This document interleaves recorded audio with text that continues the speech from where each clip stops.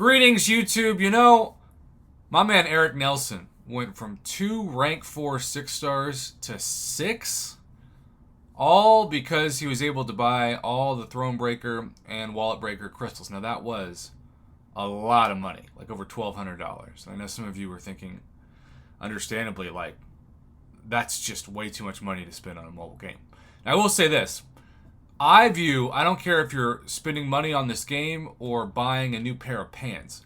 I view the best purchases by how often you use them or abuse them. That's why one of the worst purchases, statistically speaking, a woman can ever make is a wedding dress, because you can spend 10 grand to wear something once. Now, obviously, you get a lot out of that. But let's say you spend $1,200 and you end up getting Hercules, and he becomes your best champion, and you use him for the next 5 years, or whenever the game dies. That's a pretty dang good use if you use him basically every day for the next 5 years. It's like $1 a day when you consider it over the course of that time. And actually, it's a lot less than that when you do 365 times 5, right? Because you're not spending $1,500. Guys, same thing when it comes to, like, I don't know, your prom suit.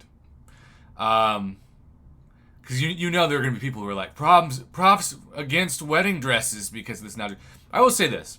I've learned this on the internet before we get started on this question.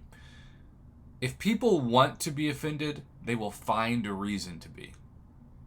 Right?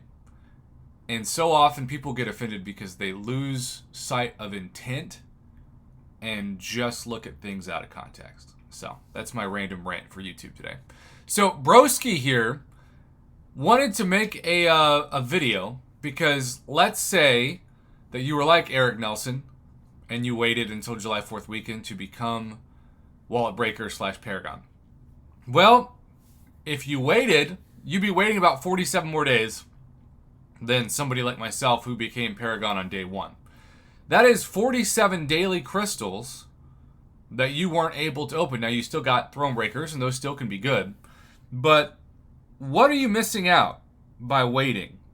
And is it worth the 10,000 units, say, that you can spend on the Act 7 Exploration Pack? Or not? It's a good question. And Broski, I appreciate the data. All right. He might be popping them and we might be pausing it. First batch of 10. Server issues. Okay, so we can see over 2 tier 2 alpha, half a 6-star, and then tier 4 class catalyst, tier 4 basic. And then what's on the end? Little tier 5 class catalyst fragments. Tier 5 class catalyst fragments were awesome until, if you're Paragon now, you got 5 per Odin, or you could get 15 selectors if you bought all $300 worth 3 Odins. All right, no 6-stars shards for the second batch, and then you get a good amount of tier 5 basic, which again looked amazing until you could buy a tier 5 basic for just a few units. So I would have thought before the July 4th weekend offers that this video would help prove 1 month's worth. No, 30. That this video would prove that it was not worth it to wait till July 4th. But now, especially for those of you that can buy the Thronebreaker and Paragon crystals, I think the data is pretty conclusive that, yeah, it was actually better for those players to wait. Truly. 1 month worth. Look at that. Still at tier 5 basic. He formed a tier 5 mutant, which is very exciting, as you can see. And now the bonus 17 days. Still no 6-star shards. He never got more than that initial batch of 10 worth of 6-star shards. Just half a 6-star, which is still good.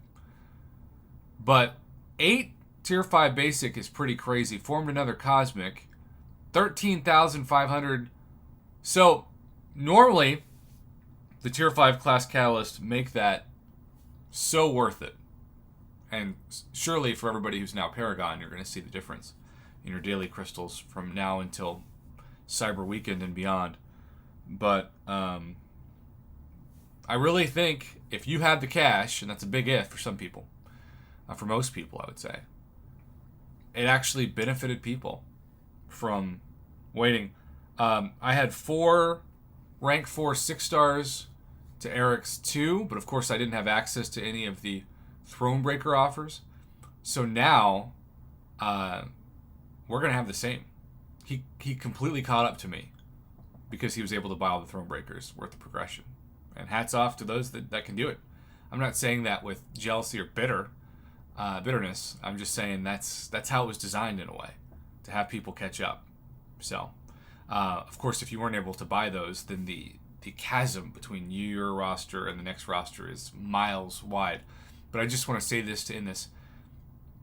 As great as rank 4 6-stars are, and they are fantastic, let's say that a rank 4 6-star can do 100 hits less than a rank 5 5-star. 100 hits. Well, for good players, 100 hits is like maybe 3 revives. Maybe. Probably less than that. So our 3 revives, literally, 3 level 2 revives, 120 units total.